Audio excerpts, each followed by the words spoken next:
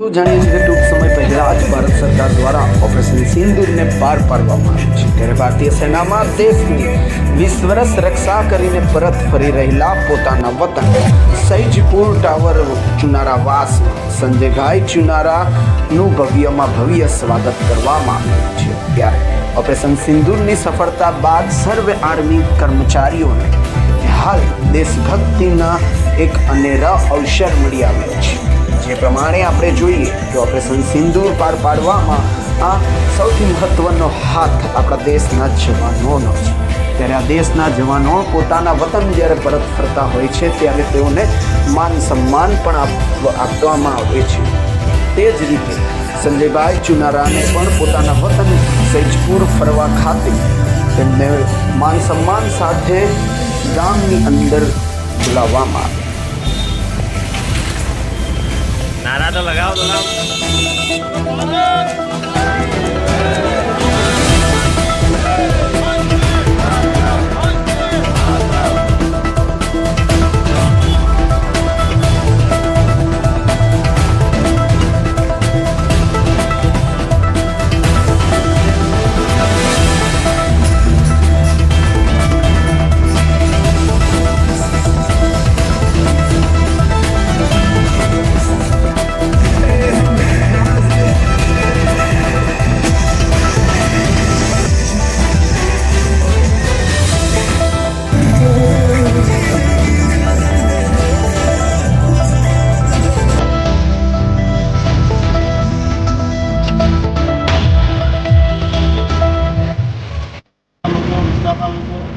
આવકારવા માટે આવ્યા છીએ। ખરેખર આ ખૂબ ગૌરવ લેવાની વાત છે કે પોતાના વિસ્તારનો દીકરો પોતાના દેશ માટે માતૃભૂમિ માટે જીવનના અમૂલ્ય 20 વર્ષ એને સેવા આપી છે। ઘણા યુવાનો આમાંથી પ્રેરણા લે અને એમને જોઈને ઘણા બધા યુવાનો આર્મીમાં અને દેશ સાથે પોતાની દેશ સેવામાં જોડાય। 20 વર્ષ એમને નિષ્ઠાથી આર્મીમાં સેવા કરી છે એ માટે એમને પણ ખૂબ ખૂબ અભિનંદન। એમના પરિવારના લોકોને ખૂબ ખૂબ અભિનંદન। ભારતીય જનતા પાર્ટીના કાર્યકર્તાઓ અને એમના પરિવારના લોકો આજે એમના વધારવા માટે અહીંયા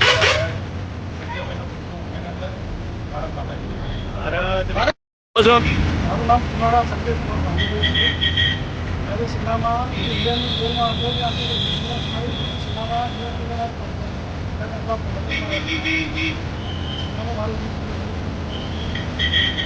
ગૌરવની વાત છે કે ચલો સેનામાં મને એટલો મળેલો છે મારી ઈચ્છા હતી કે દેશામાં અહીં